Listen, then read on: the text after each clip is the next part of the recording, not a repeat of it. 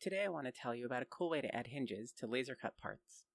These hinges can be done quick and dirty, like this one, or fancy with lots of planning, like this one. So this kind of hinge doesn't really have a name as far as I know.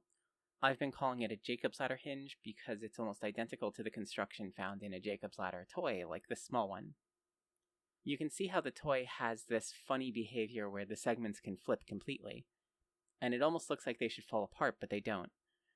What's going on here is that there are these bands that connect the segments and form a kind of 4-bar linkage that allows each pair of segments to counter-rotate.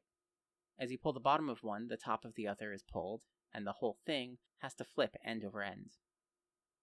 But if you hold one part fixed and rotate the other one, it kind of rolls around and you can make a nice hinge out of this by actually just fixing most of the bands to the side of the segments. This one is made by making little bands out of tape and then weaving them between the two pieces. Ideally, you should use an odd number of bands so there is no twisting. Then the parts are pushed together to close the gap, the bands are pulled to take out any slack, and taped down. If you compare the shape of this hinge with the Jacob's ladder mechanism, the Jacob's ladder mechanism is obviously just a large version of the interface of the hinge. If you made the segments of the Jacob's ladder really thick so that they become long sheets, that's just what this hinge looks like zoomed in. These hinges are similar to rolling contact joints, which are discussed extensively in this video by breaking taps. But a major difference here is that in a Jacob's ladder hinge, the band or thread holding the part together also forms the interface between the two parts, and acts to provide mechanical linkage. A rolling contact joint only needs the string to hold it together. It's not really much of a mechanical part. What's really neat about these Jacob's ladder hinges is that unlike many other kinds of hinges, they allow near full 360 degrees of rotation. They also allow the parts to sit nearly flush, even more so if you do things like recess the bands into the material. Another really cool thing about these hinges is that they work really well even when the surfaces are not round. The edges of these laser cut sheets are not round at all, and there's no perceptible bumpiness in the motion. Even if you make the sides really big, there's no noticeable bumpiness. This is because the rotation is always pivoting around a single point. As it moves, eventually the contact point shifts from one edge to the other, but the motion is always circular around some point.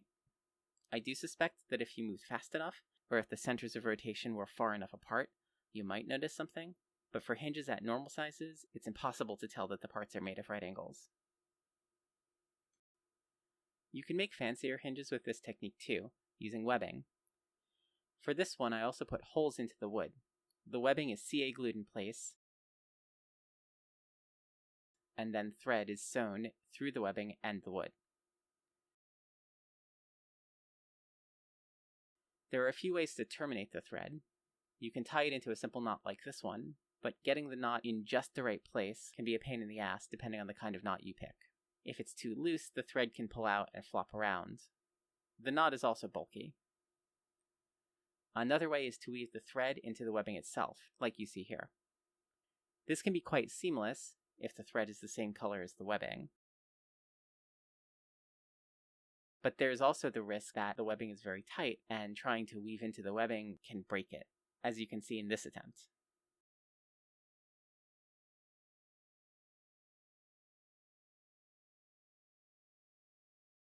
A third option is to actually leave the ends of the webbing unglued and tuck the thread under those ends, and then glue it all down.